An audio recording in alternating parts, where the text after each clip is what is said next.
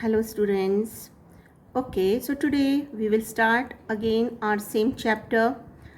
Why do we need a parliament? We will continue our next part of this chapter and we will learn more about Indian parliament. Now, as we already learned about that parliament is consist of Rajya Sabha and Lok Sabha.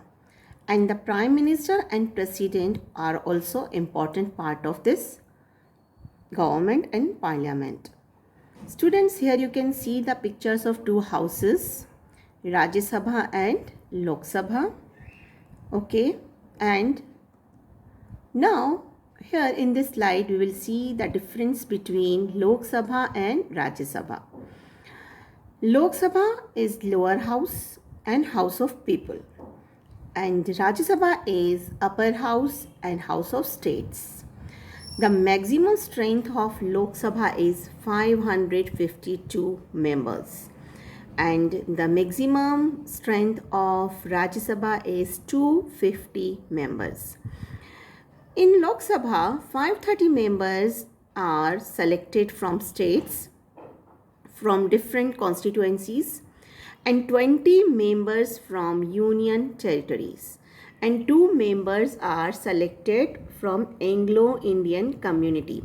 So these Anglo-Indian community people are nominated by president. And the same side in Rajya Sabha we will see that 238 seats selected by states and union territories, and 12 members are nominated by president.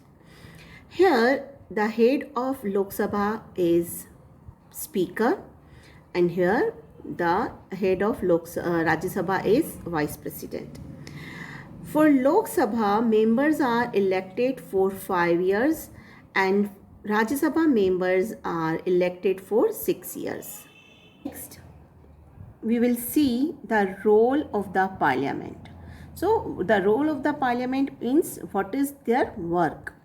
Created after 1947, the Indian Parliament is an expression of the faith that the people of India have in principles of democracy. So these are participation by people in the decision making process. Students, here we will see that elections to the parliament are held in similar manner as they are for the state legislature. Same how in the state legislature elections happen, in the same way it's happened in the parliament. Here we will see the first function of parliament is to select the national government.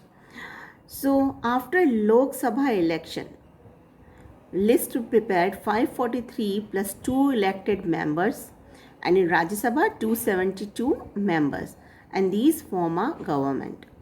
Opposition party, in government they have opposition party, select executive, okay, and the prime minister is the leader of ruling party, okay, and then he select many ministers like education minister, health minister, finance minister. And what is the meaning of coalition government? Coalition government, when they create this kind of government when any party is not getting majority votes. Okay, so students, here we can see to select the national government is the first role of parliament. The next role of parliament is to control, guide and inform the government. In this role, you will see that they have very important question hour. In question hour, students, this is the hour where the parliament people, the ruling party and opposition party, they have a healthy discussion. And these opposition party people and MPs, they can ask question to the ruling party related to country, related to any function of the country. If they are not satisfied with the ruling party, they can ask any question to them. So here, and they can give any valuable feedbacks, they can guide them and they can discuss with each other. So this is the way of parliament to control, guide, inform the government. Next is law making. Law making Hello everyone. How are you all? Today we will continue our same chapter. Why do we need a parliament? And then today's topic is the role of the parliament. In last video we already discussed the two role of parliament is to select the national government and to control, guide and inform the government. Now student, we will see the third role of parliament is law making. In this law making, students, we will see that parliament has an important role in making laws. There are many ways through which this takes place, and it is often different groups in society that raise the need for a particular law. An important role of parliament is to be sensitive to the problems faced by people. Here we will see one story and then you will understand then which kind of laws made by parliament. That for an example, domestic violence. Okay, domestic violence refers to the injury or harm or threat of injury or harm caused by an adult male. So usually it's the husband against his wife. So there is a act, Domestic Violence Act 2005.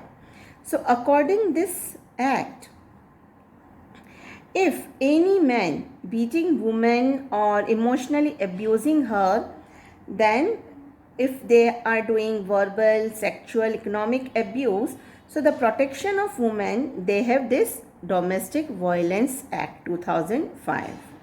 So this kind of act or laws are making by parliament. Hello students, our next topic is who are the people in parliament? Students, the parliament now has more and more people from different backgrounds. For an example, there are more rural members, correct? And many people are from Dalit and backward people. So they are from SC and ST and they have reserved seat in parliament. We have people in parliament from minorities. Okay, and students, the important is that we have reserved seats for women. So before 60 years ago, there were only 4% MPs in parliament, women MPs, but now it's increased and become 11%. But in fact, this is also not a correct ratio. Why? Because half of our population is women and they have only 11% seats for women. This is not fair. So still there is a discussion going on. Students, here our topic of parliament is going to finish. And if you have any queries related this lesson, you can ask me through email. Okay, goodbye.